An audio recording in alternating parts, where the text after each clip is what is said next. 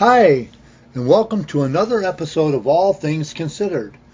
Tonight, I would like to speak to you about Seattle.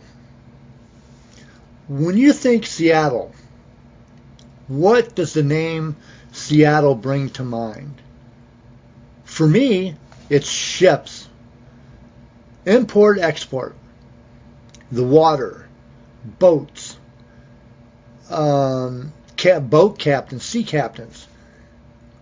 Yeah, it's known for tech and the Space Needle and all of that, and that's great and everything, but when I think Seattle, I think boats and ferry boats and trolleys and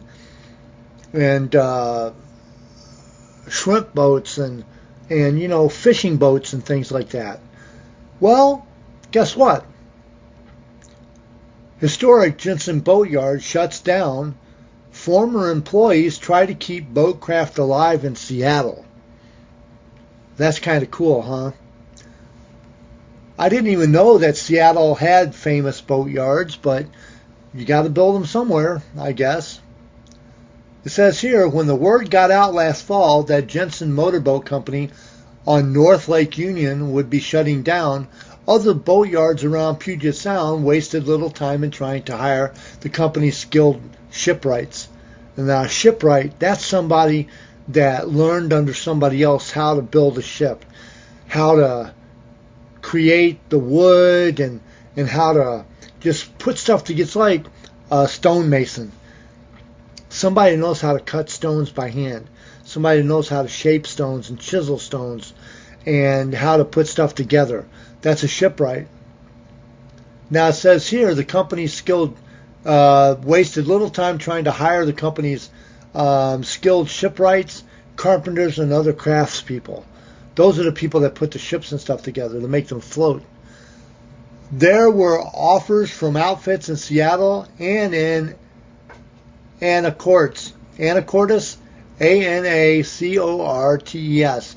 If you know how to spell that or you know how to pronounce it properly, please put that in the comment below. I don't like not knowing how to pronounce a word right. The Port of Port Townsend was ready to supply shop space for the entire crew at Jensen, which had built and repaired wooden boats at its boat street for nearly a century. We were all offered jobs pretty much all up and down the coast, said Peter Proctor, general manager at Jensen's, until it formally shut down this month. But Proctor and many of his Frontier colleagues politely declined. Instead, as work at Jensen's maze of shops, sheds, and slips wound down this summer, many of the boatyard's 23 employees were busy making sure that the skills they had developed and refined on the iconic boatyard would remain here in Seattle. Man, I would love to be able to have been there just to see a ship being built. Wow. I mean, I've seen them in movies and stuff, and that was cool. But to actually stand there and watch a ship being built, being able to help, that would have been so cool. It says here, the results are heartening for a city whose industrial past is quickly being replaced by eateries and apartments. This month, even as the Jensen's property's new owners explore plans that may include a restaurant, two spin-off ventures by former Jensen workers are ready to launch. One known as the Ballard Boat Shop will see Proctor and four other shipwrights working in a loose affiliation of independent contractors from a shop near the 14th Avenue boat ramp in Ballard. A few blocks away, a second Jensen spinoff, the Halibut Flats Collective, will feature 5 to 6 Jensen shipwrights in a more formally organized cooperative operating out of shared shop space. So differing somewhat in structure, both spin-offs share a broadly similar goal: preserving a piece of Seattle's shrinking wooden boat history. It is very shrinking. I mean, there's not a lot of people that make wooden boats anymore. I mean, the really, really good ones. You got a lot of mass-produced ones that come out of the factory, but to have a handmade boat by like 8 or 9 people, that's cool. Though differing somewhat in structure, both spin-offs share a rapidly similar goal: preserving a piece of Seattle's shrinking wooden boat industry and the small but determined pool of craftspeople who run it. It is, admittedly, an against-the-tide kind of fight. In the last 3 years alone, 3 of Seattle's biggest boatyards, Vic Frank's Boat Company, Donato Boatyard, and now Jensen's, have shut down, in part as boaters have shifted to less expensive fiberglass. Yeah, fiberglass is cheaper, but you get what you pay for. I'm telling you, if a fiberglass boat happened to explode, man, those shreds of fiberglass, I'm telling you, man, those things get hot, and if they pierce your skin, you will burn to death. A wooden boat, if it explodes, you might get a piece of wood in your stomach, but other than that, not much. There are still plenty of wooden boats in the city, but with fewer local repair shops and options, the fear is that their owners will either sell or migrate to out-of-area boatyards. And as they do, many local marine crafts, their jobs could follow. When Jensen shut down, we lost some of the physical infrastructure, says Brian Johnson. Brian Johnson. It's kind of funny. It's the lead singer for AC/DC, Brian Johnson. So he's 64. Another former Jensen shipwright who is heavily involved in the Halibut Flats project. But the money is there, the skills are there, and the boats are still here. Plans for the spin-off venture emerged last October, shortly after employees were informed by DeWitt Jensen, his grandson of founder Tony Jensen, that the boatyard was for sale. But there was little consensus on what that venture should look like. Industry veterans such as Proctor, who's 68, had run his own shipwright business for years before joining Jensen's in 2003. Had few qualms about launching a new venture and began scouting locations for a new shop. In fact, initially Proctor invited the entire Jensen staff to join him in a new shop, but that plan was scuttled by the expense of large commercial spaces as well as uncertainty among other employees. Yeah, see, in Seattle, you're going to have a lot of expensive rent. Yeah, the buildings are going to be, because a lot of those people, they want to put condos there. Condos can make a lot of money. Boats, on the other hand, may not make as much money. So they're going to really charge a lot of money for you to take the ground out from under their feet. It says here,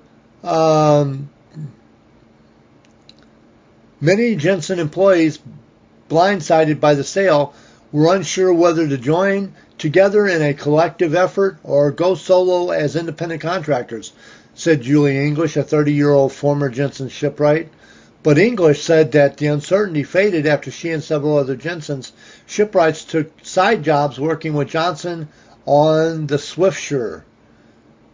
The 115-year-old, 130-foot wooden-decked vessel is being restored near the Museum of History and Industry, MOHAI, at South Lake Union by Southwest Seaport, a nonprofit that preserves local maritime heritage.